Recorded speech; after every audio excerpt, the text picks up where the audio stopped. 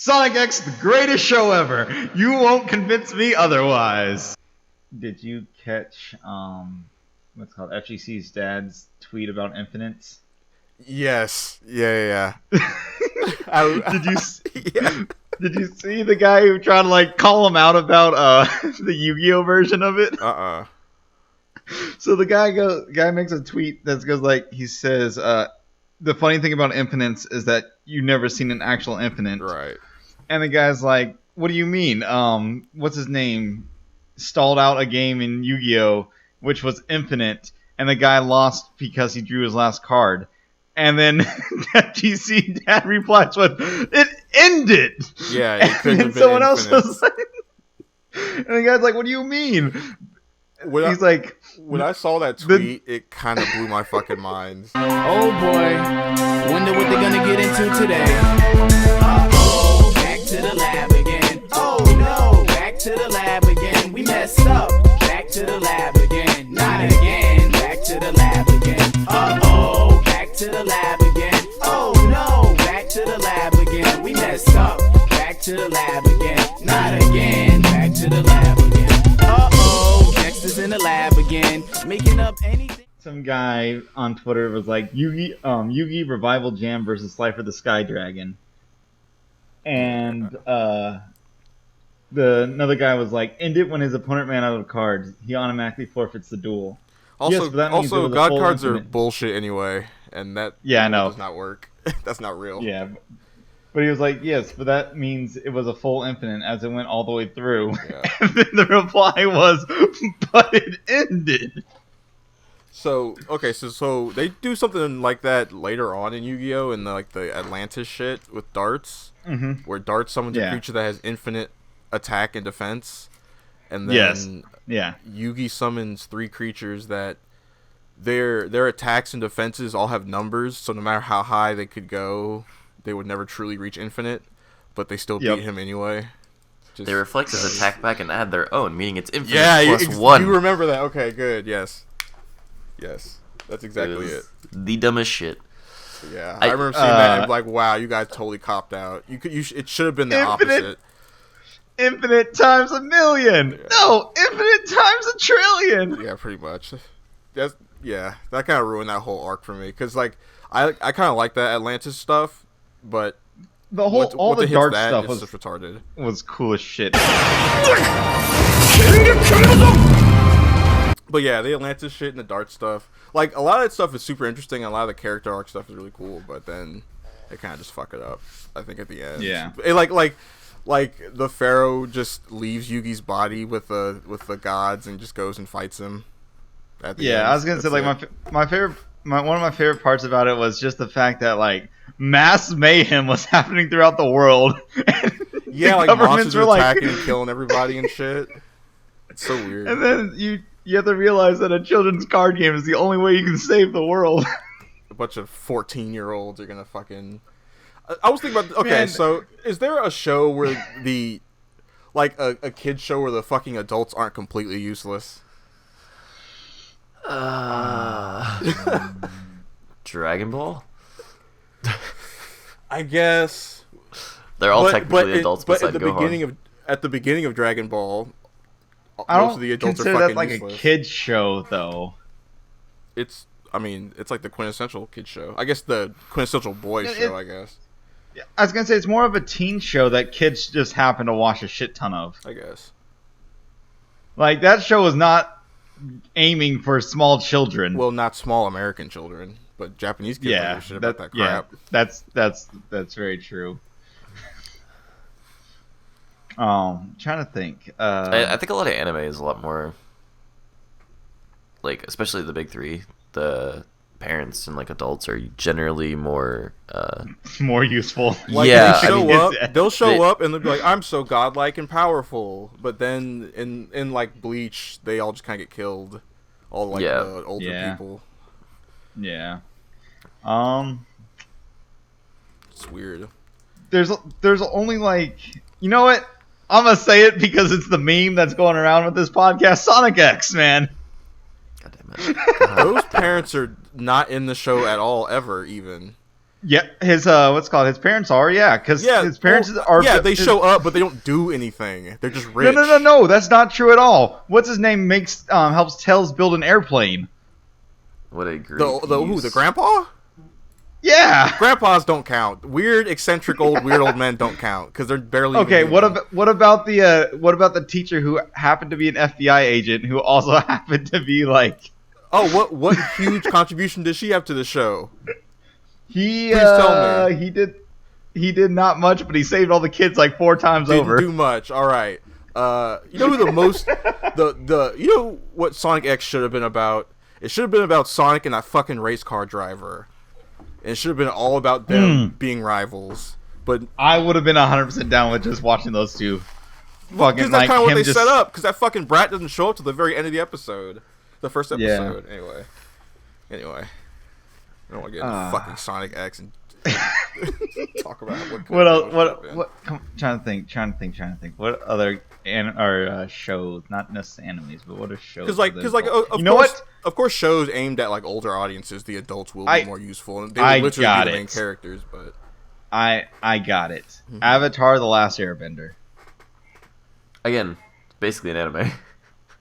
And the kids still save the world. They defeat all the adults and save the world. And yes, the adults are mostly useless. But I mean, there's Iroh. Let's be real. No, I was gonna, actually most of the adults aren't useless. It's just the kids are fucking. Most of those adults if the kids are so good, then the adults are useless. I don't know about that. Because think about it, like most of the adults either got in their way or they stood to the side and let the kids do their thing. You know? Yeah, okay. There's 5 kids in the world that are like badass, and then the rest of the kids are fucking like just goofy ass motherfuckers who don't do much. I'm trying to think. I guess there were like the Swamp Bender guys. Those were good, yeah. The no, he's an old eccentric weird old man. I was gonna say Iroh doesn't count. Yeah, Iroh doesn't count. The White Lotus guys don't count because they're all like weird. Yeah, the White Lotus guys don't count. They're like mega bender gods. Yeah, that's like the reason they should count. I guess but they're all like weird. You know, like they're all the eccentric uncles. They're not like normal adults. You know. I'm talking about like I guess like a guy who's got his shit together. You know, and he's just a jobber. Is supposed to be like he's Iruka, but not as useless as Iruka. You know what I'm saying? Like he actually does shit. You know. Hey, Iruka's a meat shield. Yeah, he had that. Yeah. Iruka has plot points. He is literally a meat shield. You're right, because he's never done anything except take hits for Naruto. I'm trying to think. Like he is a lot of the jobber people in Avatar do good until they fight one of the main kids. Yeah, because you'll have a whole squad of badasses, and then they'll all come up against Azula, and she'll just beat them in one second. Yeah, I mean, what are you gonna do against Azula, who's just been doing her entire life to fight people?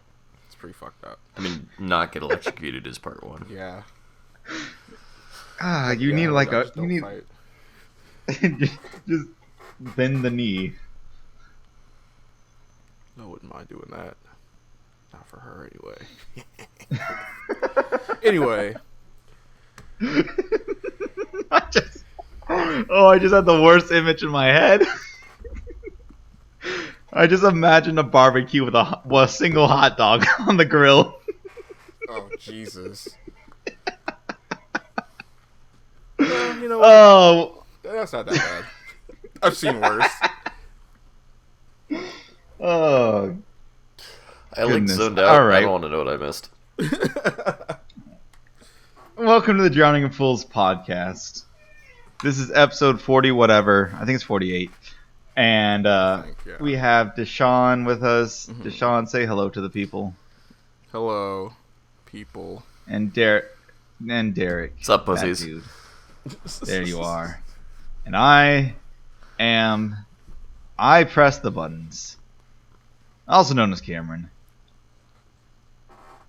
You know, I've been wondering this because we've been doing this for like basically a year. How is it that you're so energetic when we talk about literally anything else, and then when it comes to doing the intro, you're the most lethargic motherfucker?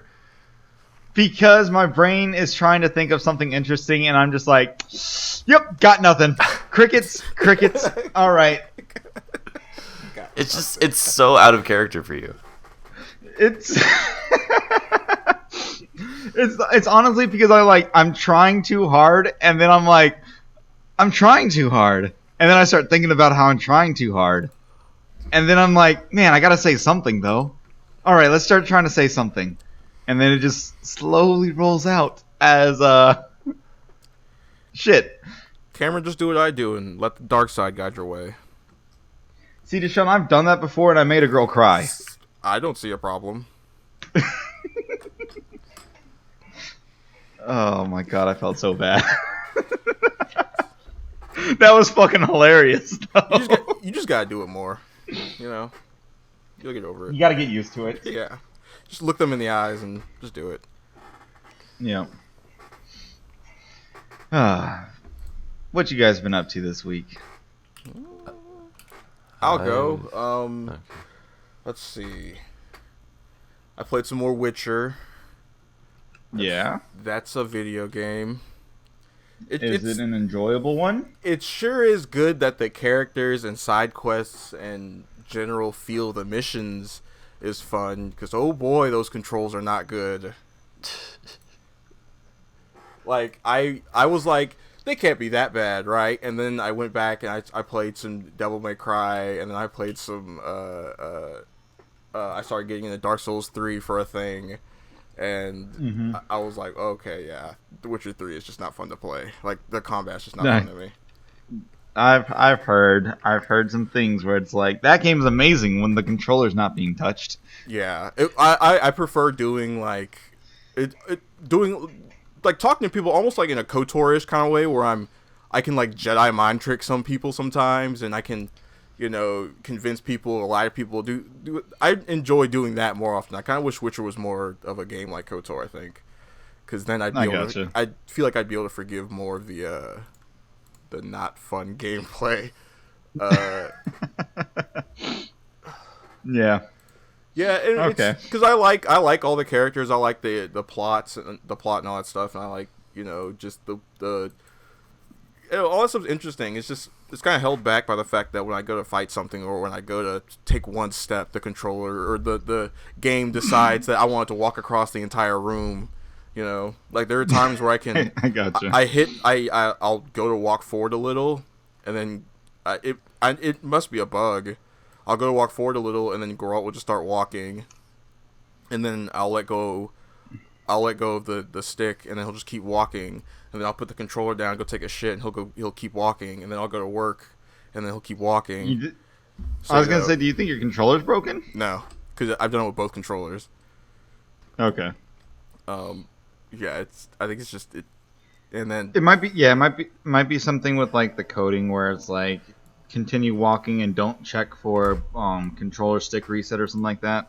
And I was and I know there was when they were developing the game, there was like big problems with like the controls and how are they supposed to work and deliberate movement and stuff like that. So there's an alternate style of play that I switched to that's way fucking worse. So I was like, okay, I'm gonna stick with the standard. It's you know. But you know what? I do enjoy the fact that when I'm fighting like a monster, and I go from being like early game stuff where I see a monster and it'll kill me in one hit and I can't do anything to fight it, to learning like the creature's rhythm and being able to get those hits in there, and leveling up to the point where I'm like, this thing's like 6 levels above me, but I don't really give a shit. I can take it down, you know. And, that's cool. Yeah. So I'm starting. I see what people mean by you're gonna do all the side quests before you even really touch the main missions, because are they that fun? Bro, they're fun, and they're all pretty unique, but there's also a fuck ton of them, like a shit zillion side missions, like, it's crazy. Like sometimes like you'll get like stuff on the map that's you know, it's just here's a bandit place or here's a treasure map or whatever the fuck. Mm-hmm. You get stuff like that on the map. But sometimes you'll get other stuff on the map that turns out to be its own side mission. You know, that turns out to be, you know, nobody really knew what was going on over here. But then when you went over here, turns out there was like this witch who needs you to go to this place that wants you to do this, this, and this. So okay, and if you're just traveling around, you might just fall on something. Stumble. Like you might just, gotcha. Yeah, you might just like discover something that you didn't know was there. So that's really interesting. But then I want to walk around the town and talk to people, or open a chest, and I gotta, you know, make sure Geralt also wants to do, you know, look at his chest and not walk across the room and bump into a window. So the game, like, like it's really just the controls. Like I feel like everything else about this game is just amazing. I feel like if it played like a little bit sharper, was a little more responsive, it'd just be perfect. But you know, yeah. I also watched. I was gonna say him like sliding across the floor just makes me think of like the floor is made of ice, and then there's just a window conveniently placed there so I can fall out the window. And it wouldn't be such a big deal if I wasn't like in the middle of combat and it would start doing it, you know? Okay, yeah. Or like I'm trying to walk along a cliffside carefully, and it happens and I fall off and die, and I have to go back. Like I lose like 15 minutes of progress because of that shit, you know? Mm-hmm. But anyway, I also watched. The Witcher. Well, I finished that like last week. Finished that a while ago. Okay. What the fuck did I do? Oh, I watched Scissors 7. Okay, I need to watch this. I just need Netflix though. It's awesome. So I've talked about like OKKO and Steven Universe and how those shows kind of like wear their influences on their sleeves, and they're all they've got like, they were made by fucking millennials. You can tell, like they were made by people who like memes and shit and are into pop culture and all that shit, like modern pop culture and the stuff that we grew up with. And you can really see, you know, they liked shonen or whatever, you know. Yeah. So this show is like, it's a Chinese cartoon that Netflix had made, and it's weird to explain. Basically, the main character is just poor. He's I'm trying not to spoil it because it's like, I got you. How do I explain what's going on without just being like, here's why this is awesome. These are the spoilers. And basically he's just a broke dude who needs a job, so he decides he's going to be a killer. He has like the power to like control scissors. Like he can make telekinetically control scissors, right? So he just needs to make money, so he decides to be like a killer, which is basically just an assassin for hire. Which is like it's like being like a ninja in Naruto, or like being but not as like prolific. Like it's how it should be treated. Like you're an assassin, so people don't really like you. You're, you know, it's against the law, shit like that. Okay, but it's still the kind of thing that people respect in a weird way. Gotcha. So it's almost like Hunter x Hunter, where there's just like, oh yeah, that's just a profession. It's just a hunter. Yeah, pretty much. Because you can be like, oh look, it's a killer. Yep, there's another one. Yep, there's like, it's kind of like a slightly common thing to see, but you know, it's still illegal. So people are like, get away from me, you're a murderer, and cops will show up. Blah blah. Anyway, it's actually a thing they get into in the show. But alrighty. So this thing like blows OKKO and Steven Universe like out of the way. It's everything those shows wish they were, you know. Gotcha. Like the character stuff is better than Steven Universe's. The action is better than OKKO's. It's better than like Adventure Time shit. It's really when I mean it wears its influences on its sleeve. It really like. Characters are doing Dio poses, and an old lady fires a Kamehameha wave, and Kyo and Iori literally just show up at a school. I thought you were about to say an old lady does the Dio laugh. Bro,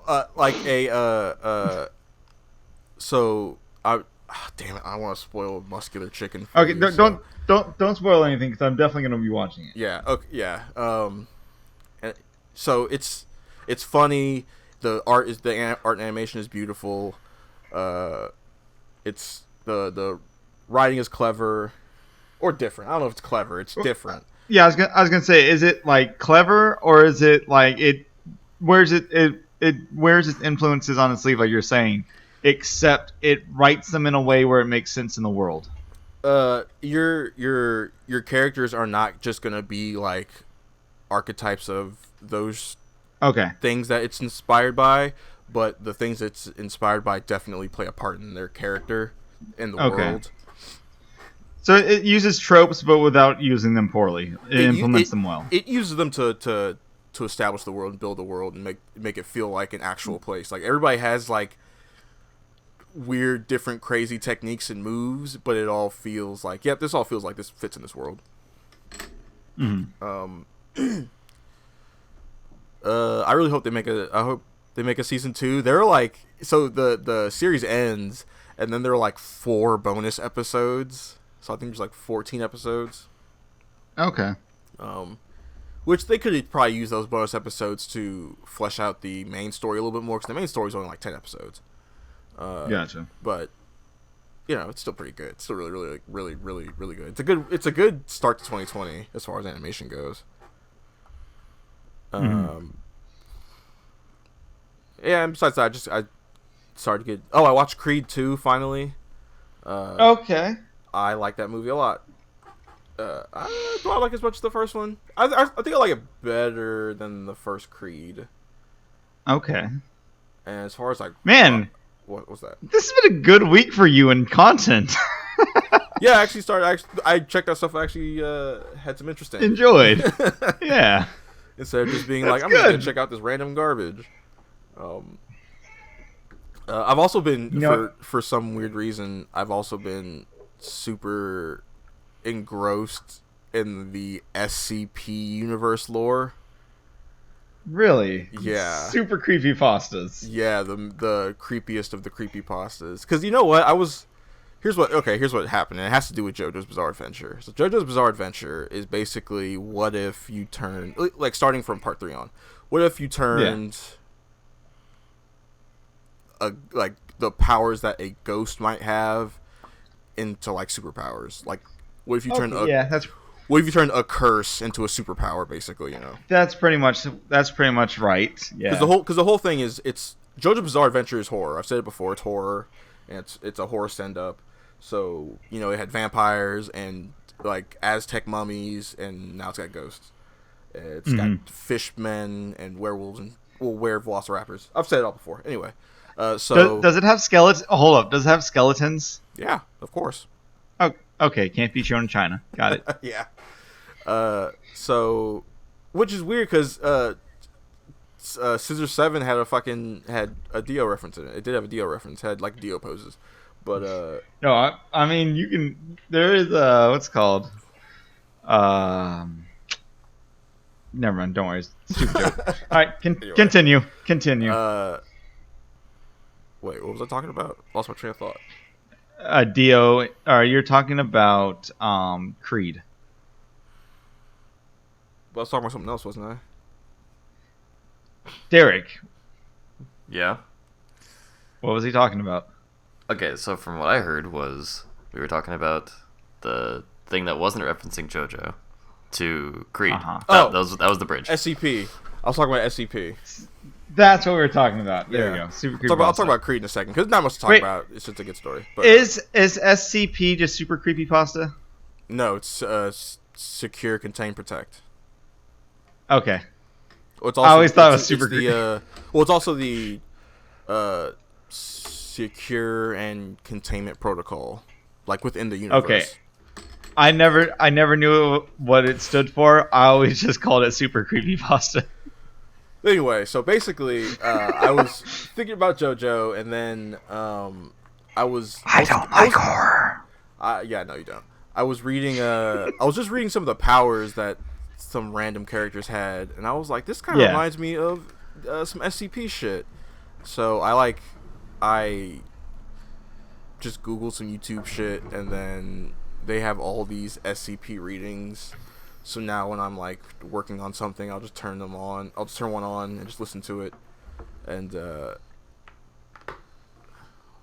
yeah, I ended up getting like because there's like a whole underground, like under the layer, like lore to everything, where there's like a story going on, where everything kind of connects, and they're like different SCPs have like interactions with other SCPs. It's really interesting, but it's also like, yeah, you guys all wrote a bunch of fan fiction, cool. Yeah. Because a lot of it is like a lot of it's like send ups to actual horror things. A lot of it's really good original sci-fi ideas, and other shit is like, here's SCP-420J. Guess what it is? Is it Joker? 420J. Oh, gotcha. It's the greatest blunt in the world, and it never runs out. So you got dumb shit like that. That's super dumb. So, but it's all in good fun. But anyway, Creed 2, it is a rocky ass story. Nice. But it's Michael B. Jordan is like one of my favorite actors right now, because he's just good in everything he's in. And Sylvester Stallone is really good. When this movie first came out, people were talking about like the Drago and his son stuff, and I like some of that, but it kind of feels like it's anticlimactic. Well, it feels like their character arc kind of just disappears. It doesn't even end. It just Drago throws the towel in, and that's it. Okay. And then you don't really see anything else from them after that. Gotcha. Which it's kind of disappointing, because there was the way his arc was going, it was clear that the son was like this, heartbroken, angry young kid who just wanted his mommy. But whatever, fuck all that. The fight, the choreography of the boxing is really, really good, which is what I appreciate in these movies now. Back in the day, those old Rocky movies had the shittiest choreography. So I'm sure there's a bunch of new what's called filming practices that make it easier to sell. Well, they just getting hit. Hiring better people who could make the boxing look good. That too, yeah. Because they got actual boxers, and they got like film choreographers. Because just getting like some boxers to show you how to box is not enough to make it like an exciting movie boxing fight. Yeah, because I was gonna say, like, you're gonna see them box for real, and some boxing matches are really boring. Yeah. Like watching like Floyd Mayweather fight is incredibly boring, because he's very defensive, and because of that, he's undefeated and one of the greatest of all time. Anyway, but yeah, that was my week. Yo, look, all I gotta say is Sonic X, the greatest show ever. You won't convince me otherwise. Alrighty. So anyways, is that all you did this week, DeShon? Yeah. Is that your week? I got pretty shitty at work, but that's par for the course at this point. Those fucking idiots are asking for trouble, but Oh, gotta love work when it's dumb. Speaking of work being dumb, I'm getting real sick and tired of people complaining or like bitching. Complaining one thing, sharing your opinion is one thing. Man, oh man, am I getting real tired of seeing bitching on the internet. Oh yeah. Why and are in you real life. Why are you on the internet then, bro? Well, the internet is where you go to bitch.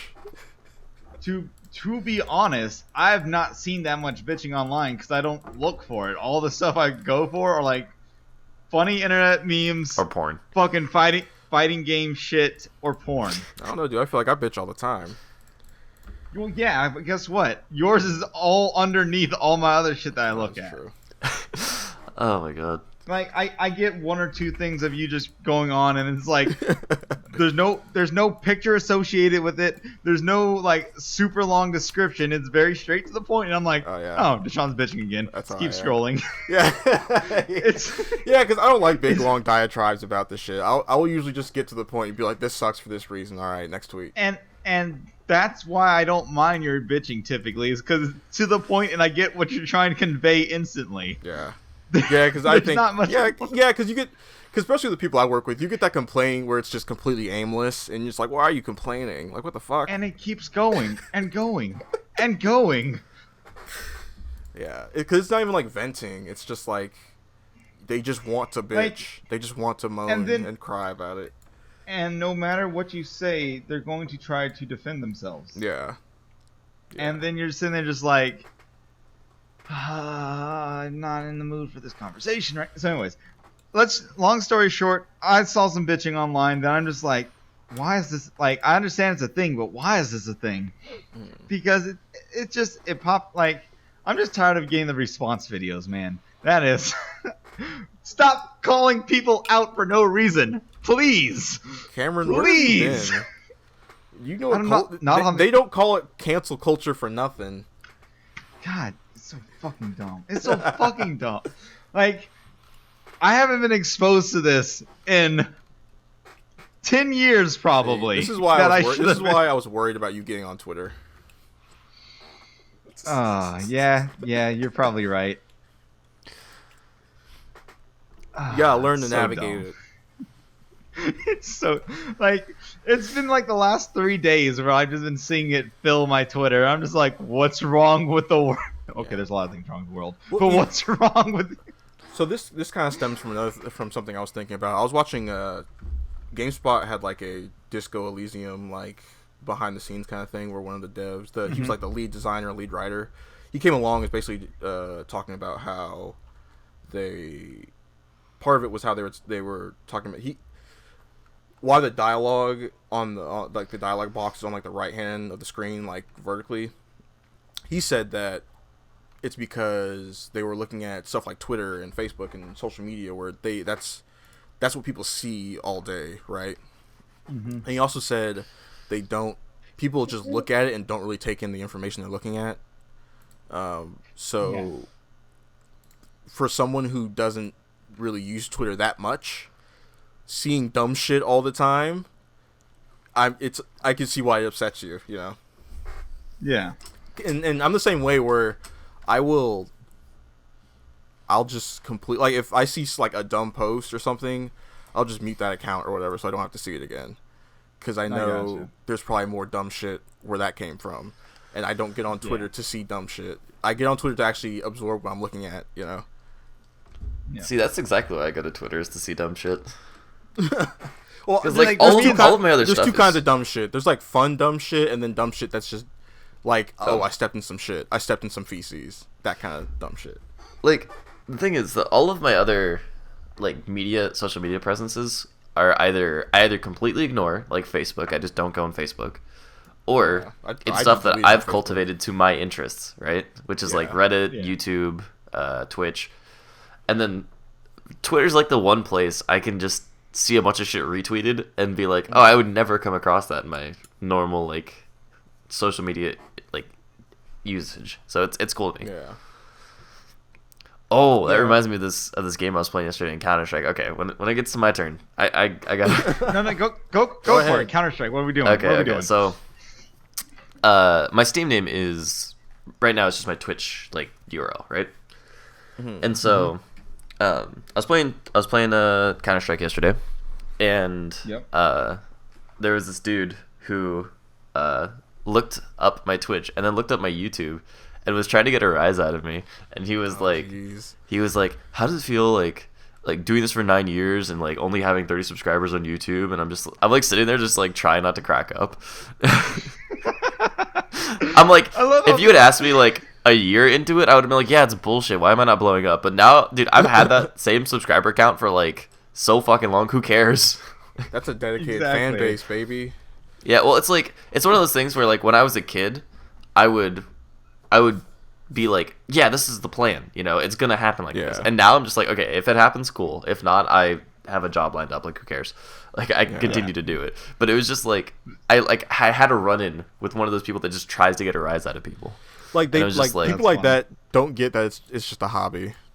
Well, like, it's not that big a deal. It's a hobby, and of course I want it to go somewhere. But like, do I expect you want the things it you to go enjoy somewhere? To get you money as well. Yeah, well, it's like, do I expect it to go anywhere? No, not anymore. You know, like I'm a fucking adult. Of course I don't. Of course I don't expect it to go anywhere. Yeah, you have realistic expectations. Like being able to go huge is pretty difficult. So it's like it's not that huge a deal if you don't. Yeah. I think it's hilarious. Is like whenever you think of someone going big, you're like, oh man, why isn't everybody doing this? That's why everybody does it. Yeah. Right. That's why. Well, it's funny too because I was talking about this with Keon, and he and Kayla both. I'm not sure if they're sparing my feelings or not, but they're both like relatively convinced that I have a good personality for this stuff, and so I'm like, yeah, I could see it happening, but like it's not going to unless it does. Which, yeah, cool, but like, it's just one of those things. Like doing all this is one of those things where it's like it could happen for a lot of people if they stick to it and get lucky. Yeah, well, like especially get lucky. Those are the two factors: is you have to be consistent and you have to get lucky. Like you can lay the sticks and twigs and all the dry leaves you want down, but a spark has to catch before there's a fire. Yeah. Yep. So you could build the perfect pit, have the perfect little TP, have that tinder ready, everything would be going great. You put the work and in. it could be pouring out rain. Yeah. I mean, if you have a TP, then you're probably good. No, I meant like those sticks. You stack them up in like the TP formation, so that way it catches easier. Let's see. Yeah. Yeah, I don't know. So it was just like at first I was like I had that spark of like instant anger, and then I was like. It just wasn't worth my time. Angry? Yeah, it just like why am I angry? It was like that instinctive like someone attacked me and I just wanted to be like I wanted to say something rude back, and then I was just like, you know what? No, the best thing to do here is to not say like anything inflammatory. Or just be like, hey man, thanks for visiting my YouTube page. Channel your inner Cameron. Yeah, pretty much. So I mean, it was alright. I don't know. It was just something that popped in my head, but.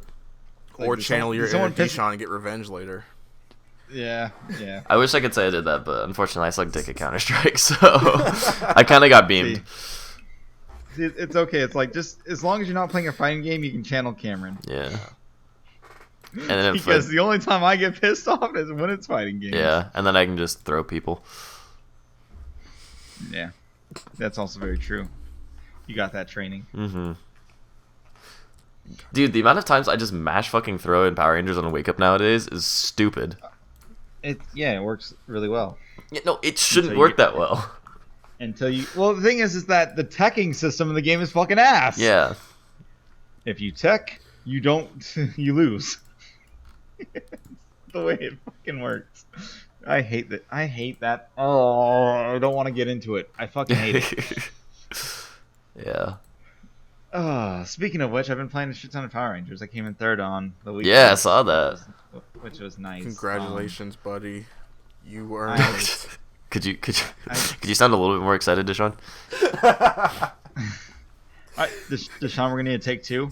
And action. Congratulations. Hey, there we go. Congratulations.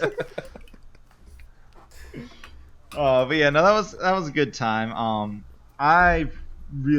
So Power Rangers just started a league, and now I'm like, God damn it, I really need to get better at this game. Just now started a league? Like a legitimate league that has like backing from a bunch of different tournaments and whatnot. I figured that would have happened a while ago. So like they've been doing good and have been hosted in other tournaments and whatnot, but they didn't have like a full on league yet. I see. So that's a thing now, and I'm just like, God, I really want to like get good at this game now. Which means I have to start playing way more Degenerate. I mean, you don't have to. No, I have to. Like, there's no way I'm gonna play to win. I have to play to win, which means I have to start playing Super Degenerate. Which means I'm probably gonna have to drop Daishi. Because I'm not dropping Udana. I genuinely think that. Actually, I don't know where the fuck I was going with that. So, like, the team that I really like right now, actually thoroughly dig, is Udana on point, and then Daishi and Red Ranger. Mm-hmm. Because of the amount of cross-ups. Yeah. Daishi crosses up if you do Udana air sprites into Daishi, and then Udana drops on one side, Daishi is on the other. You hit, switch to Daishi, hit, and then you call Red Ranger out if you're still on the block stun. Hit. As you start doing Fireball, you switch to Red Ranger, and then yeah, it's dirty as fuck. I know. Yeah. But yeah, stuff like that. Daishi has his stupid corner cross up with Fireball that I didn't think about until recently, where you just do Fireball in the corner as they do incoming, and it crosses or switches sides. Yeah, there's a bunch of stuff in that game that I'm just like, I really should start doing more of and practice more of, but oh well. So I played Power Rangers, played a lot of Power Rangers. I played a little bit of Diablo 3 just because that game is it's fun. Oh. Yeah. Oh! That's probably all the video game. I played Shovel Knight King of Cards. Oh, nice. That game was fucking awesome. Shovel Knight remains one of the best games to ever come out of Kickstarter. Yes, I agree with you, and it still has more stuff coming out. No, actually, it's done. It's done now? Okay. Yeah, King of Cards and like the fighting game that's in it is all that's in there. Or it'll be like Smash Fighter that's in it now is all that was they were doing. It's like Shovel Knight Showdown, I think it's called. That was the last thing they made for it. Okay. Moving on to bigger and better things. Which is good because they did a lot with that. Yeah, it's fucking amazing. I really wanted to get that game, but I know I'd never finish it. Not that stopped me in the past, but it should stop me in the future. It's really, really good, man. Like, if I know. you like old school Mega Man platformers. The thing is, I didn't grow up on that stuff, so I don't have as much of a fondness for it as everyone else. Like, I grew up on... Ironically enough, the first game I ever finished was a horror game. Ooh, what was it? But, unironically enough, it was made by Disney. So, like, it was the Haunted Mansion game. Which... Luigi's Haunted Mansion? No, Haunted Mansion, the game. Disney. Yeah, no. You said Disney, and I went to Nintendo. I mean, it was on the GameCube, but the Haunted Mansion game came out on... I think I've talked about it on the podcast before. Yeah. But it came out on, like, all 3 systems, but... Yeah, it was not super scary, but I was, like, 6 and playing that shit, and that scared me more than, like, most things do. Oh, man. But, okay, hold on, let me bitch. Because there are these fucking endgame... enemies that pop out. They're Reapers. By the way, it's just... This is a T-rated game, so I guess it makes sense, but, like... Fucking... There are just these Reapers with scythes roaming around, like, this part of the mansion. You have to kill... Like, to kill them, you need to fully charge your fucking lantern. And you have to do it twice. And each time they hit you, it's a half shot. No matter. It's like... At max HP, it's a half shot. So if you didn't collect all the shit, like...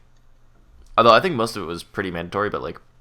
If you didn't collect all of it, you literally would just go down in one hit. It was the stupidest shit ever.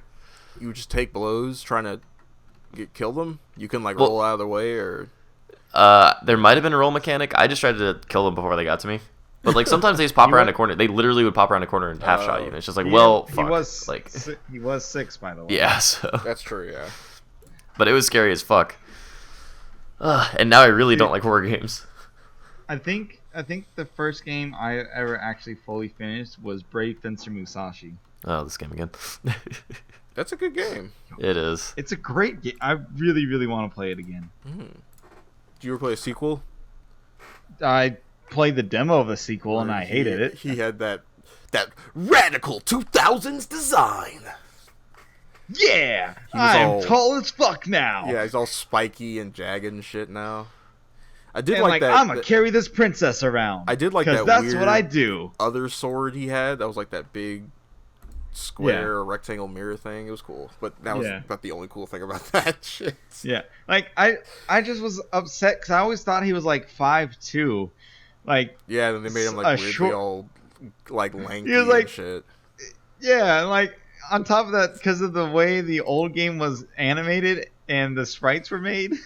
Yeah, it just completely ruined it for me. It's like a game from a completely different series. Yeah, it pretty much could have been a whole different game instead of just being called Brave Fencer. Yeah. Oh man, that was upsetting. That first story was great though. Like it was a fantastic game. I gotta go back and play that game again. I just don't know how to yet. I mean, you could just emulate it. Yeah, no, I just I don't know how to emulate You a PS1. PSX. Oh, That's right. That's what I used. work? Yeah. Okay. Well, hey, we don't sponsor emulators. Don't do them. I mean, emulation's technically not the issue if you already own the game.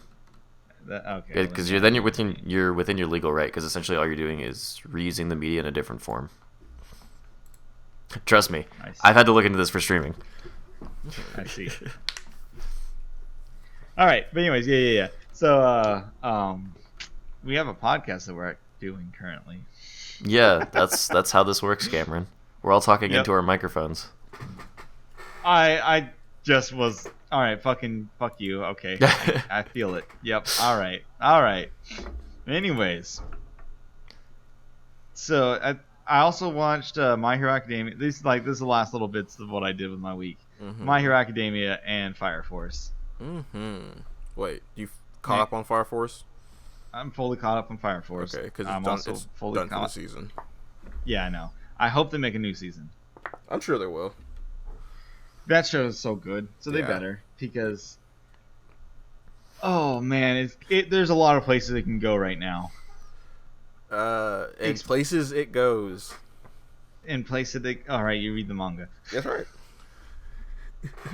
Oh man, I don't know what podcast it is, but someone put a supercut together where this guy every single episode says, "Yeah, so in the manga, on the manga, read the by manga. the way, in the manga, read the manga." Oh yeah, there's a verdict here from the jury. It says, "Read the fucking manga."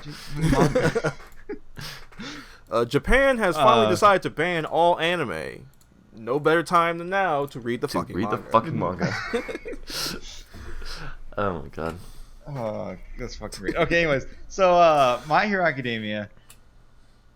That's some good animation, man. Sure is. They pumped a lot of money into it. They pumped a lot of money into that last episode. So here's the weird thing about this arc. It super feels like a filler arc.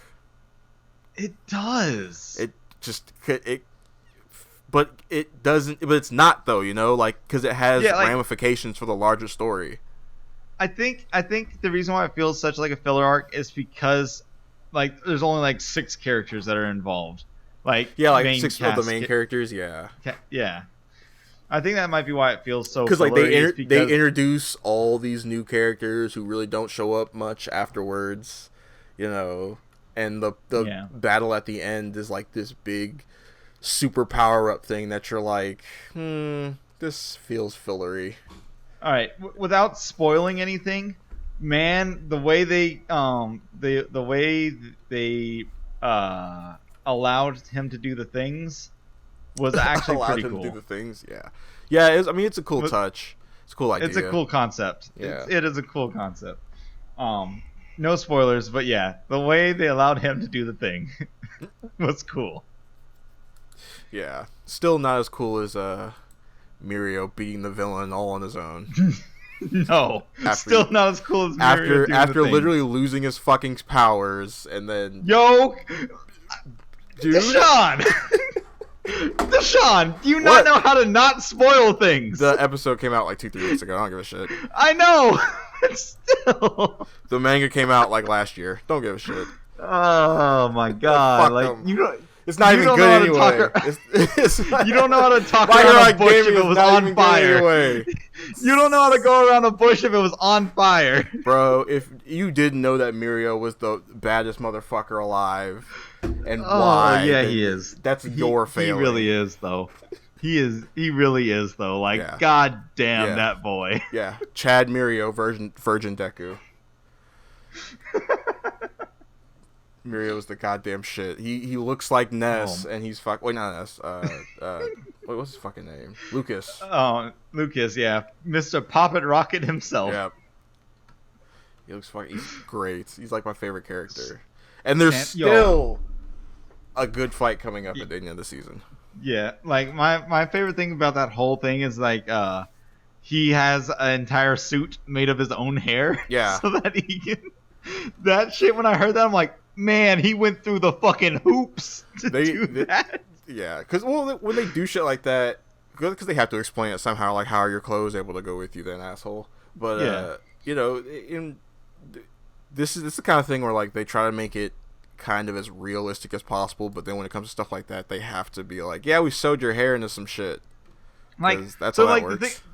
the thing about that is that I believe that like that shit could happen. Yeah. They probably got someone with the quirk that allows you to grow people's hair as fast as you want, like some beauty salon has like that quirk that just like, oh yeah, I can grow any hair on your body as fast as like want it to. His outfit must feel horrible. Oh, like, you know, yeah. I was gonna say, like, being covered in hair all the time. Well, I mean, so is Bayonetta, but her hair is silky as fuck. So I mean, come on now. Her hair is magic. and it's not. It's a very thin layer of it as well. Anyway, yeah, that dude's just fucking awesome. He also, but here's the thing though. He also wears a helmet or like a mask sometimes. Mm-hmm. Where's that go? That's made out of his toenails, don't you know? Yeah. But all right, so My Hero Academia. This season has like I think it should have one more fight in it, unless they save it for the beginning of next season. But gotcha. I mean, after that, you can basically just stop watching. My Hero Academia is over, basically after this. There was some things that made me think of One Punch Man, and I'm just like, man, I wish that show had a second season. One Punch Man? Yeah, I wish it had a second season too. I wish that show had a second season. If only it had a second season. If only. But getting that amount of gods together to draw one show, man, that takes a lot of effort, and I get it. Yeah, that's why they couldn't do it again. That's why they couldn't do it again. That's why season 2 looks like fucking garbage. Season 2. Okay, let's put it for like. In all honesty, season 2 doesn't look like garbage, but comparatively. Well, here's the thing: the TV broadcasts look like absolute trash, but they cleaned it up on the Blu-ray, and a lot of the stuff, on the Blu-ray to begin with, when you look at it in better fidelity, it's not as bad. And they took out a lot of the weird sound effects too. So apparently the Blu-ray is like way, way, way better, but still not up to the caliber of fucking first season. Like, man, season 1 was just like, yeah. You can't do that to me and then be like, oh, here's the second season. Good. That shit blew my fucking mind. Because I was a fan of the webcomic, and I was like, oh, this is it. Because the webcomic has like shitty art, but then the art gets good sometimes. And then they put out the redraw comic, and I was like, this is awesome. Yusuke Murata is one of the best fucking artists alive, so it's cool they got that. And he made oh my god, he made that shit look so good. And then I was like, there's no way they'll be able to translate that to the anime. But the anime will still be One Punch Man, so it'll be fine. And then, mind's blown. Yeah. Yeah. Have you seen Boruto's Garbage? No. I saw the like episode, whichever episode was the episode that was also in the movie, but they basically redid it better than the movie. Okay. But and then I haven't watched it since. Okay. The fight scenes in Boruto are hot ass. Are they as bad as the fight scenes in like Naruto? Because those were also hot ass. No, worse than that. Jeez, that's saying a lot. So unless it's one of the major fight scenes, it's the budget goes elsewhere. So there was a whole fight. I swear you had to somebody's pocket. Yeah, pretty much. Because like there was a whole fight scene that lasted, I think, 6 minutes, and it was still models for almost the entire thing. Jeez. It was just shifting one model to the left and right to make it look like it's teleporting around. That's how Seven Deadly Sins has gotten. Yeah, my brother showed me that too. It's just as bad as that. Wow. It's actually that's gotten so bad. Oh man, I can't believe it. I really can't. Because you got me into Seven Deadly Sins, and then I started reading the manga, and then the manga's pretty good, and then the manga went to total shit, and then the anime went to total shit. They're like, I think after season 1 was good. After season 1, everything from there was more of a cash grab rather than proper writing. Yeah. In my thoughts, I could be completely wrong, but it feels that way. Yeah, because it was kind of like. It was like Dragon Ball Z, but with knights. Yeah. And then pretty much. And like reading it, it was like, oh, okay, here's the ending. Oh, it's not ending. Okay, here's the ending. No, it's not ending. No, it's not ending now. And it basically does that 3 or 4 times, and you're like, who's the main villain? All right. I think that's enough about that. Fire Force is just fucking cool as shit. Yeah. Like, I hope it doesn't get like just run downhill for the anime after this, because season 1 is so good. Yeah. It's so like adults doing adult things, man. Yeah, that's a show that has adults that aren't useless. That's Fire Force. Yeah. All the adults are not useless. Yeah. And the kids, guess what? The kids are useless. They are, because the kids usually have to be saved, or usually the kids are like, "Ow, I've been horrifically stabbed in the chest. Now I need an adult to come save me." The thing is, I've noticed in anime, it generally tends to be a little bit more even. Like the kid characters will generally be the protagonists, but like the adults won't usually be too useless or like too like stupid or whatever. They'll be useful enough to like teach the main protagonist stuff or give them information they don't have, like or Kakashi, provide like right? like Kakashi, like provide like an assist. Like, here, you handle Haku because he's a child, and I'll handle this grown man. Who will murder you if he'll- you don't take him seriously. He'll just kill you in 1 second. Haku's a nice little boy who's having weird emotional issues, but Zabuza will just cut your fucking head off, so I'll handle him. Oh man, Yeah. Zabuza's such a good villain. And they didn't ruin him. It's one of the They few didn't characters ruin Kishimoto didn't ruin. Yep.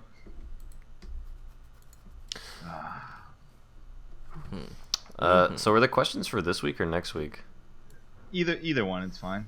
We can save them for next week, or we can do them this week. I'm down for this week, mostly because I All right, don't let's do want them. to save this. Yeah, why not? I've just had the notepad open for the past 12 hours. All right. Yeah, no worries. So let's get into some questions, because it's like our almost 1 year anniversary. Oh, BB. And I didn't buy roses.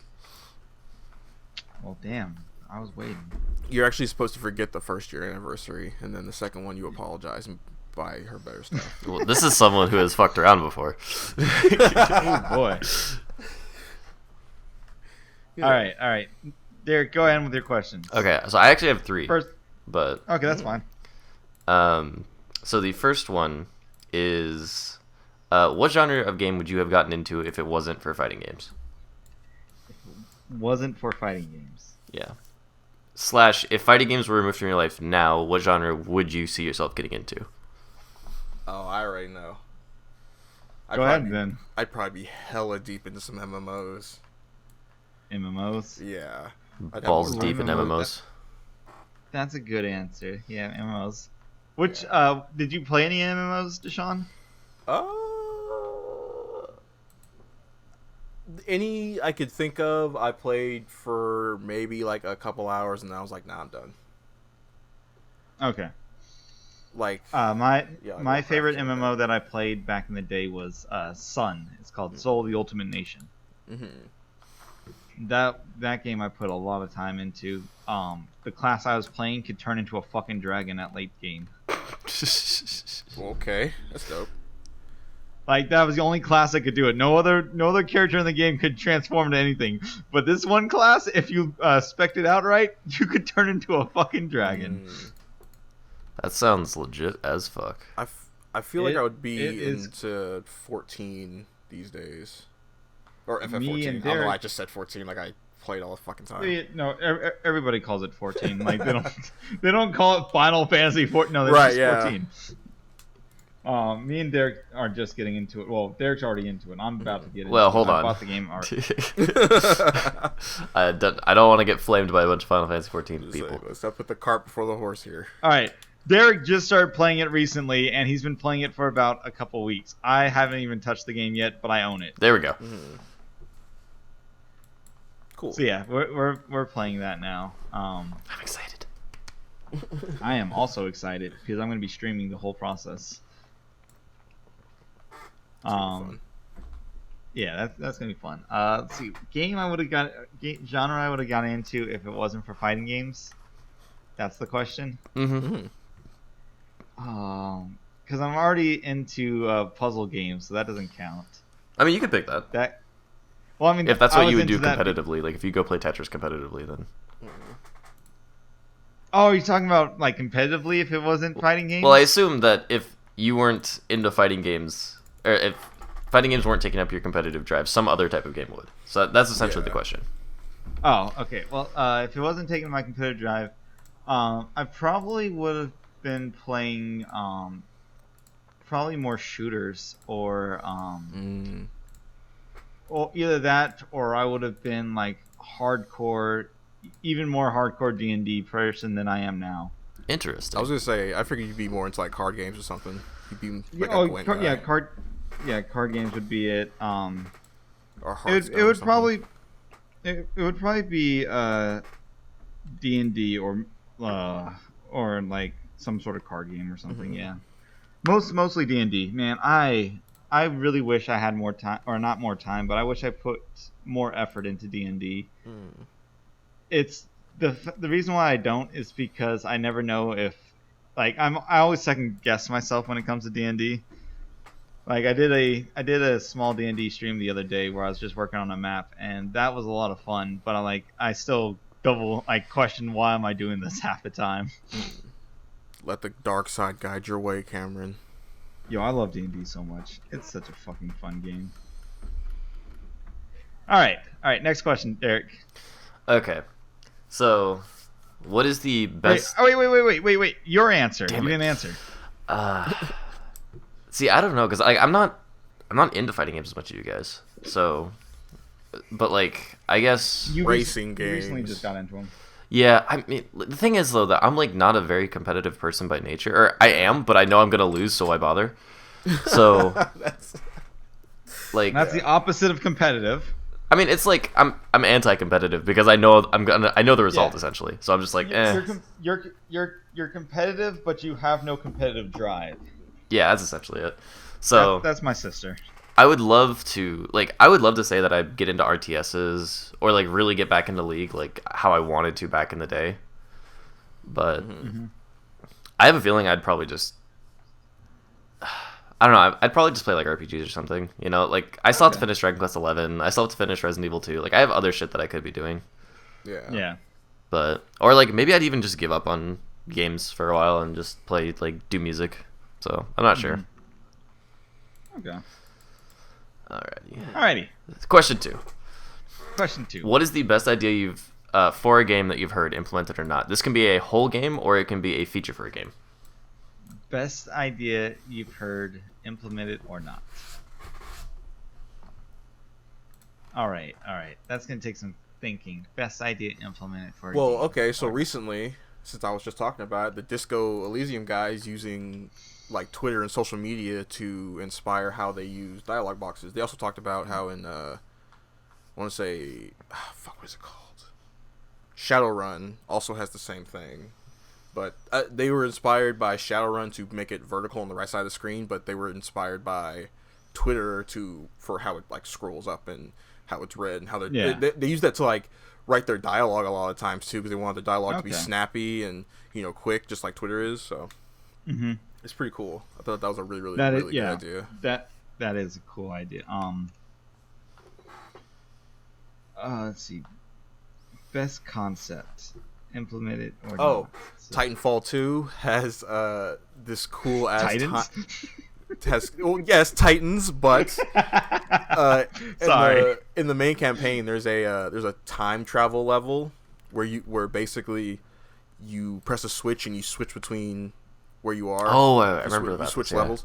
Basically, what they did was they put two different levels, like they put one over the other, and they're basically the same map, just done differently depending on what timeline you're in, and then your character just teleports between those. It's fucking awesome. You know what game kind of does that is Singularity. Really? Yeah, the entire game is about a time travel like controlling mechanic. Or a time controlling mechanic. You can like rewind stuff to its previous like state, so like if you want to fix a bridge or whatever. That's pretty sick. Yeah. Thank you for answering my question though, both of you. My answer is Katana Zero, the way time works in that game. Oh yeah. Just the like. So I about like a couple months, maybe a year before that, had a whole like breakdown of time in my head for D&D. And it was exactly the same way they broke it down in Katana Zero, which I was so fascinated by that someone else had the same like thought process behind time. Yeah. And that shit just blew my mind, even though I thought about it. It blew my mind because I thought about it and someone implemented it in a really cool way. Yeah. So that's my answer, is the way time works in Katana Zero. Sick. And then I love how you get to play the dragon as in that one mission, and you're like, oh, I'm not just time travel. I'm not slowing down time. I'm fucking teleporting all over the fucking room and cutting these guys up. It's so awesome. Oh man, it's just so fucking cool. It's just so fucking cool. That's great. I love it. I think time and space powers can be just the coolest if they're used properly. As long as they can be used so stylishly. As long as you make it where there's levels to it, because if everyone just has like the ability to be top level shit, it's no fun. Because it's no fun. But when people have different ways to it's like Fire Force, where like all the fire powers are different and unique. Oh yeah, even though they're all it's all pyrokinesis, but they're all using it differently. Yeah. Oh, I love that kind of shit. I think I didn't really have an answer for this one, but the one that popped into my head, so I'm just gonna roll with it, is in Dragon Quest XI, you can move your character around the battlefield, like even though it's a turn-based game. So you can literally be running circles around your opponents while you're it's little shit like that. Like sometimes in games, it's not like the big stuff that really draws me in. It's the little shit that can keep me interested during that 100%, kind of stuff. 100% agree. Yeah. And like I kind of would like, oh god, what game was doing this? I mean, it was like Final Fantasy 14 as well. I think that's why I like the combat so much in that game. Is that some of the attacks are dodgeable, like big ass AoE attacks, and it's not just bosses. It's not just like dungeons. It's also like everything out in the world generally has one attack that you can dodge, which I think it's cool. It keeps you engaged in the combat, and I think in general it shows like skill expression. The one game that I would probably put above Final Fantasy is Terra, because at least the build that I played, which was the beta way back in the day, is like you could dodge everything. I don't know if that's still the case. I think it is, but I'm not sure. But like, is that another reason why you like Breath of the Wild so much? No, I like Breath of the Wild just because it's fucking cool. Okay. Actually, the combat fucking pissed me off in that game. That's fair. I mean, like, Breath of the Wild is fun, but also it's like, I'm not gonna say Dark Souls-esque because I think that implies something else, but Breath of the Wild is strictly unfair for the first like 6 hours you play it. You learn to deal with it, but it is not like fun unfair, you know? Yeah. It is, oh hey, there's this dude that came out of the fucking trees and one shot me with a fucking arrow and I didn't see him. Or a big stick. Like, it's stuff like that, and there's stuff too where you have to run, like, you're on the path going towards your next objective, and this is like a story objective at the very beginning of the game, and there's a fucking moblin there with like 250 HP that you really should be sneaking past, but the game doesn't bother to indicate that whatsoever. So it's like, and I'm not saying the game should have to tell you how to play, and it's not like you can't beat him, but like, are most people really going to be able to beat him on their first try? Really? You know? It's that kind of shit. Hey, that sounds like a thing in Dark Souls, where there's always that one enemy that is in the very beginning of the game that's super hard to beat, but you can beat him. Yeah. Yeah, but I mean, with Dark Souls, you can have a level 1 everything and beat every enemy in the game. Yeah. I mean, yeah, you could technically do that in Breath of the Wild, but it's like, no, just don't. I mean, yeah, because I feel like your sword.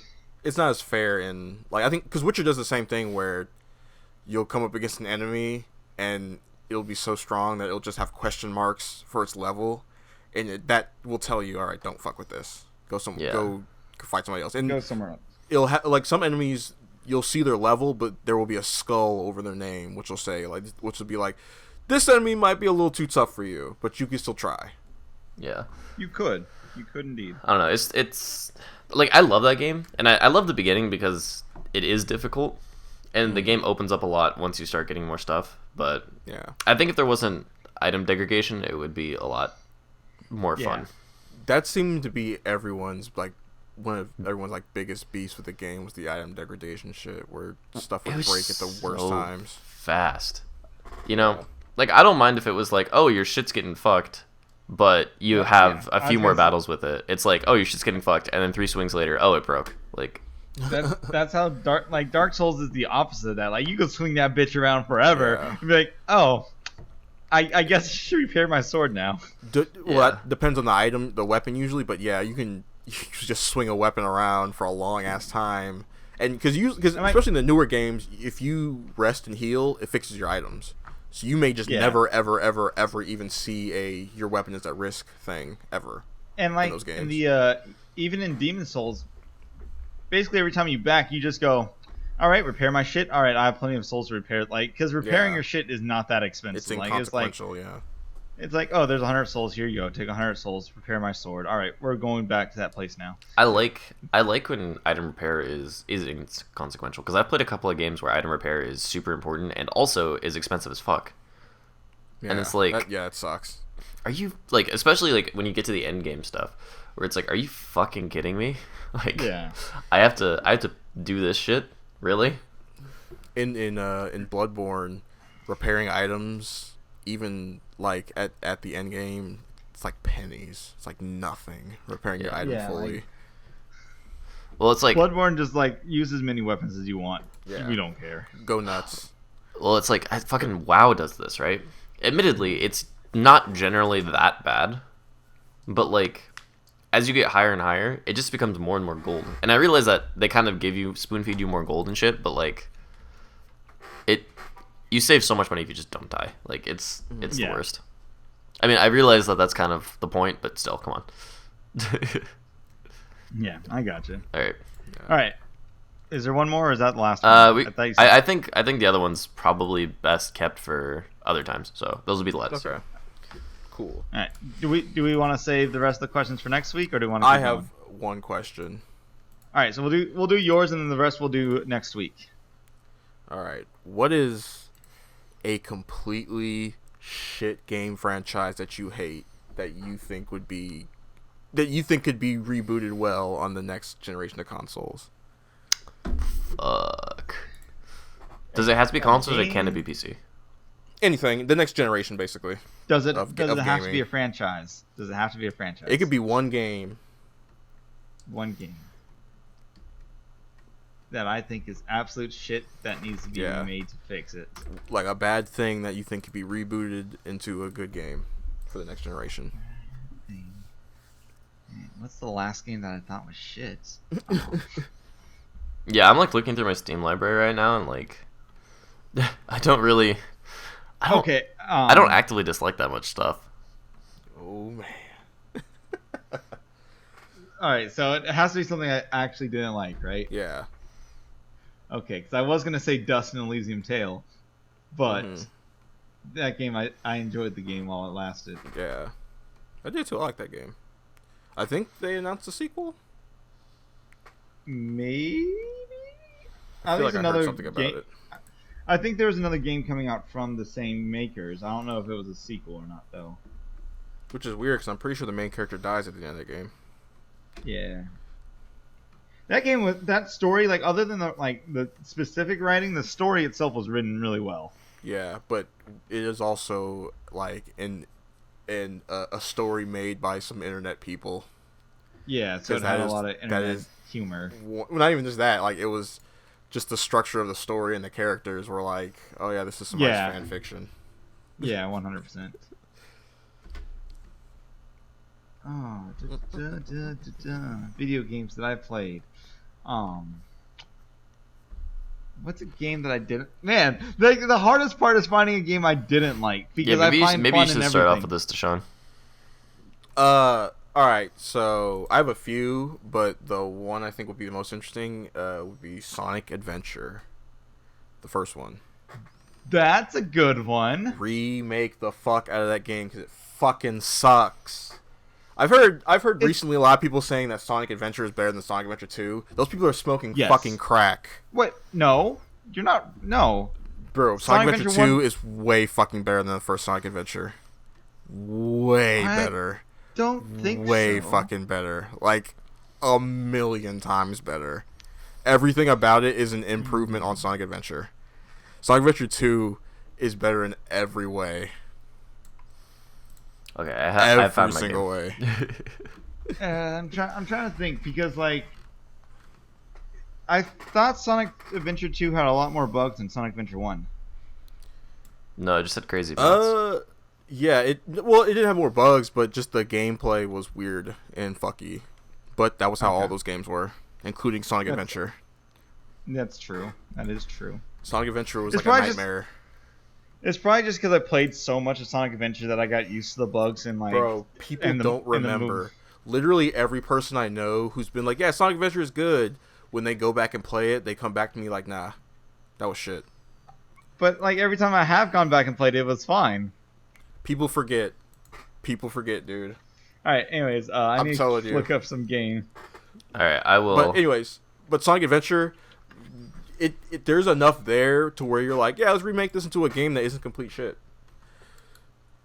Let's make this so that the story elements are more rewarding and satisfying. Let's get Platinum to make the gameplay amazing and fun and hype. Oh fuck, that's another. Okay, I've got 3 now. all right. Go ahead with yours. I think I got mine. All right, so the first one is Xenonauts. So I'm not sure if you guys played this, but it's essentially it was like XCOM, the like rebooted version that came out in like 2012, 2013. It was a lot easier and more streamlined compared to its older counterparts. Yeah, because those games were like testicle crushingly hard. Yeah, but also it was more fun. And I think it had more mass appeal and also just had a lot of quality of life stuff that I liked. So I would like to see Xenonauts done like the new XCOMs were. Did you like Xenonauts? No, because I couldn't fucking get past the first level because it didn't teach you shit. Gotcha. And like I could go look up for that stuff, but like it's supposed to be a fucking tutorial for a reason. Like, right. So I don't know. I would have liked a little bit. Like I realize it's supposed to be harking back to the 90s, but I think the actual setting is really cool, which is like it's essentially an XCOM game based in the Cold War. So it's like I would love to play that, you know? That's pretty rad. That's really rad actually. Aliens during the Cold War. That would change fucking everything. That'd be fun. Yeah. And so it's like I would love to play that scenario, but like I can't play Xenonauts. I do not like the game. Fun. So maybe somebody can like the option that they have is somebody could like make a custom like game in XCOM 2 and just port the script over. And I think somebody was trying to do that with XCOM 1 as well, which if this podcast ever gets big and somebody has that possibility, please do it. There's so many quality of life changes in XCOM 2 that make XCOM 1 so much better. Alright, my second one, it's very quick, is Dota 2. Okay. Because I don't dislike Dota 2, but it feels so jarring compared to League, just the movement. Because like I like all the crazy bullshit that happens. Like I like having abilities that just one-shot people, right? But like I can't get past the like turn speeds and like how clunky it feels. Like I realize it's supposed to feel like that it was how it was intended, but I just don't like it. I got you. And the third one, oh fuck, I lost my third one. Uh-oh. Yeah, I'll try to remember it. Go ahead. All right. So, I'm having a real hard time finding games I dislike. All right, let me do my. Wait, hold. Oh, go ahead. Okay, go ahead and do one more. All right, I was gonna do one more. People are gonna hate me for this one because everybody loves these fucking games. But I also think the Mega Man Legends game should be remade. Yeah, I can see that. Because I do not like those games at all. I don't think they're fun. I think a lot of the setting is just annoying.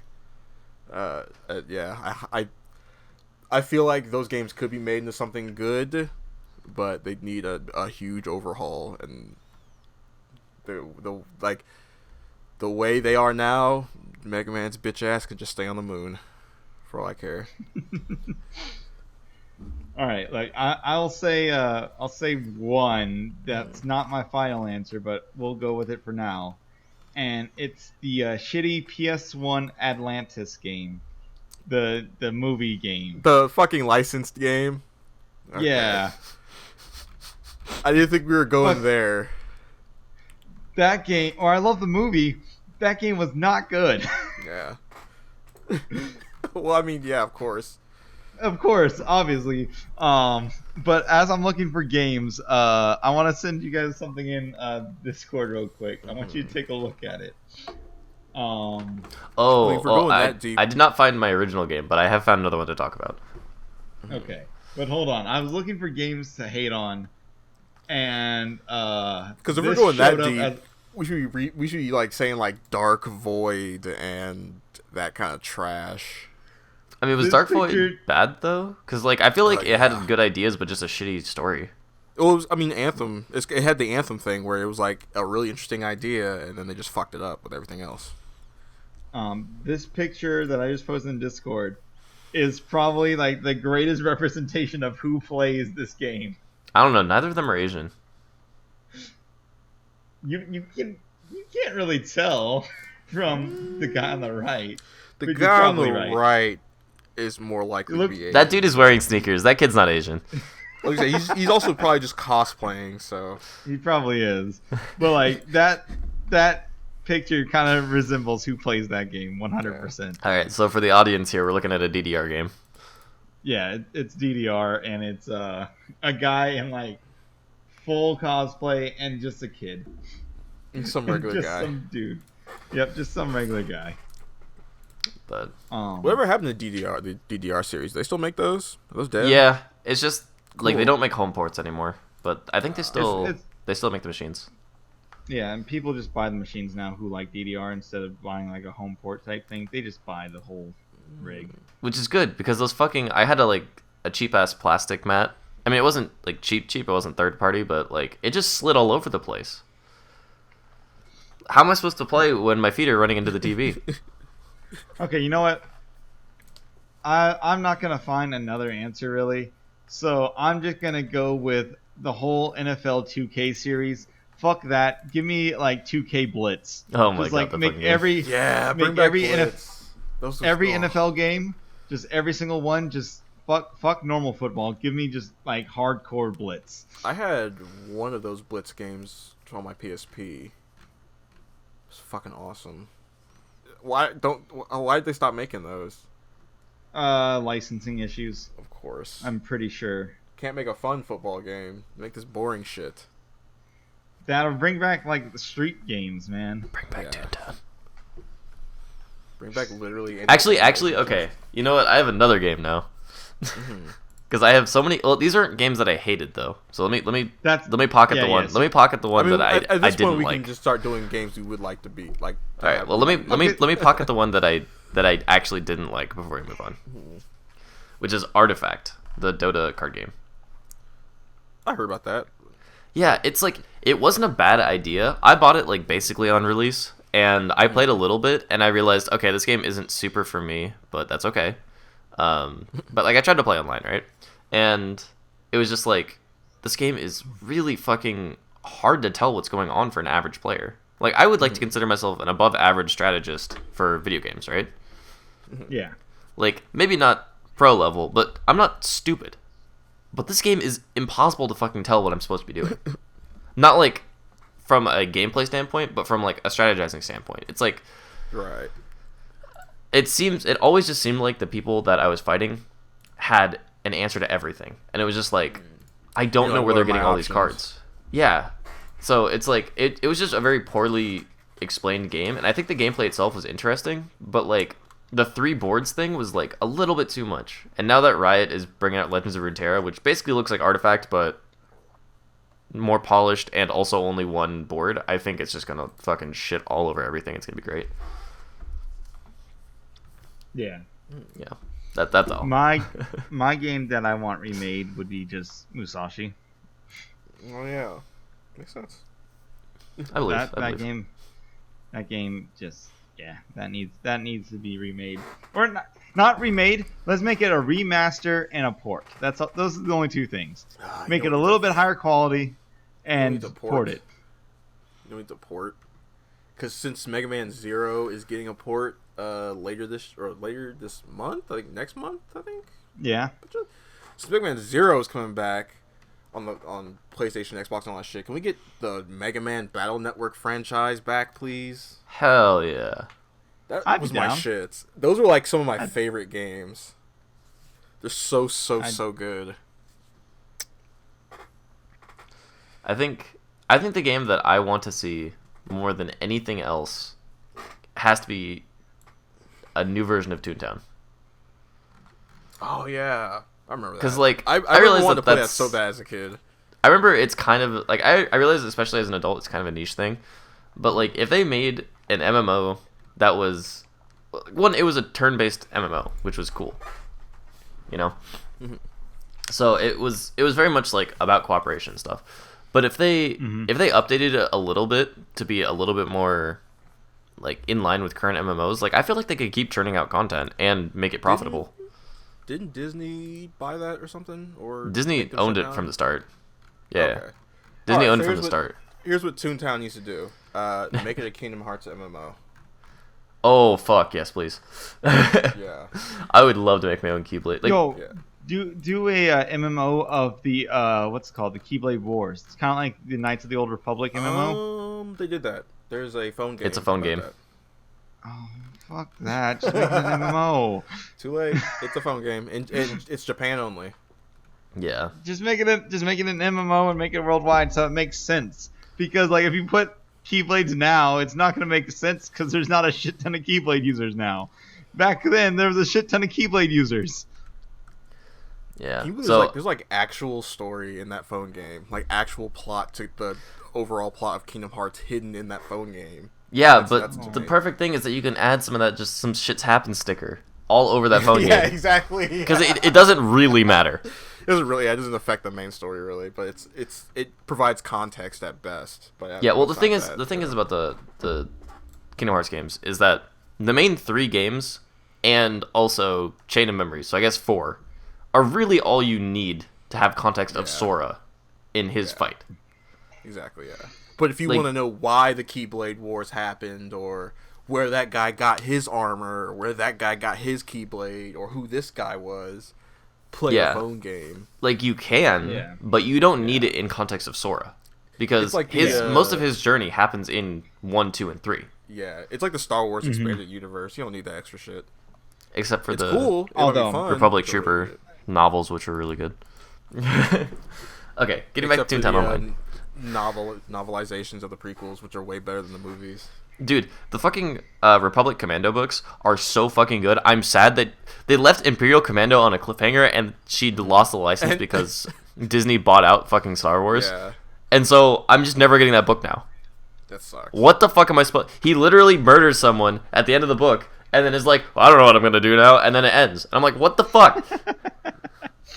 I don't know what I'm gonna do now. You can basically just assume he died at some point between A New Hope and Revenge of the Sith. He flew, landed on a meteor, and lived the rest of his life there. Oh, it's like there's fucking like there's sirens happening in the fucking distance. Like it's not like he's doing this quiet. It's like what the fuck is going on, and why don't I have an answer yet? Anyway, it doesn't matter. The game that I would like to see rebooted for reals though is Toontown. Because I would love to play awesome. I would love to play an MMO that is turn-based. I think those are nice because there's just not as much like it can be a lot more casual of a game. Yeah. Mm-hmm.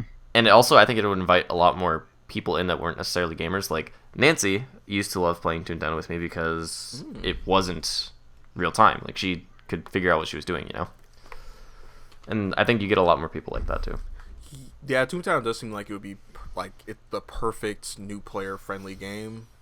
Yeah. You know? So, and it'd be cool if they added like PvP at the end game or whatever, but I can't stand PvP in MMOs. Really? That's like some of my favorite shit. Can't stand PvP in MMOs. It makes no sense to me. Why? Because it's an MMO. Yeah. RPGs are single player games. Why do I want to fight someone else in a single player game? I mean, you can fight people in like Dark Souls. Do you want to just listen back to what you said? And other stuff. I also didn't really like doing Dark Souls 1v1s either. But I mean, that's no different from just fighting an enemy in the world. Well, it makes a little more sense in Dark Souls. In MMOs, for me, it's all a numbers game, and I think that's super boring. It's not, but okay. It feels like it's all a numbers game in MMOs. I mean, if you have a health bar and it's ruled by a number, it's a numbers game. Yeah, I know. I'm just saying, like. I think you should look up like Blade and Soul, for example. There's a lot of skill in that game. Blade and Soul's different. Blade and Soul plays like a fighting game. No, it plays like an MMO, cuz. That shit plays like a fighting game. Okay, look up MMO some fighting fucking. Game. Look Why up isn't there an fucking MMO fighting game? World of Warcraft, like top tier arena games. That shit's insane. Oh, I can't stand watching those. Well, then. I'm offering you solutions to like, hey, here's some stuff that may change your mind, and you're like, yeah, you know, like I can't watch that, so I'm right. No, because I've Hey, your house watched is on them, fire. and, like, Do you want this water?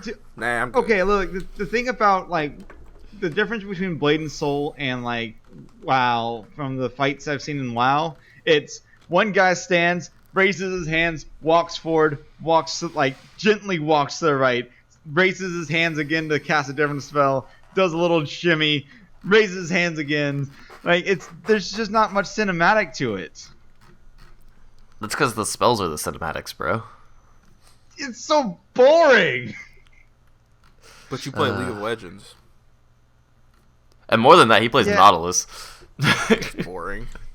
That's boring, and that's PvP. Look, I will agree with you. I will agree with you 100% there that when you watch Nautilus play or watch people play certain characters in League, that is the most boring shit ever. I will agree with you there 100%. Nautilus is not a fun champion to watch. So I feel like, you know, you don't really have. Okay, you know, I'm not gonna get into this. It's fine. It's fine. It's fine. You're right. It's fine. What I'm saying is that to me, in my opinion, that shit doesn't work. Remember, for me. this is the same opinion that thinks Sonic X is a good show. Sonic X is the greatest show ever. You won't convince me otherwise. Okay, so now we actually have that sound clipped. Right? Yeah. Yep. Congratulations. Look, now that's going to be at the beginning and end of every podcast for like the next 5 sound weeks. clip is sound clip is at 134.52 to 134.57. And that is the Drowning in Pools podcast. Thank you guys for watching. And where can we find you guys? Hold up, before we get out of here, where can we find you? You guys Twitter, can find me Mr. at Urban Buddha. YouTube, Mr. Urban Buddha. That's me, Derek. came in second on everything. And me at I Press the Buttons on everything and IPT Buttons on Twitter. All right, you guys take care, and as always, laugh at yourself. We will fucking catch you guys next time.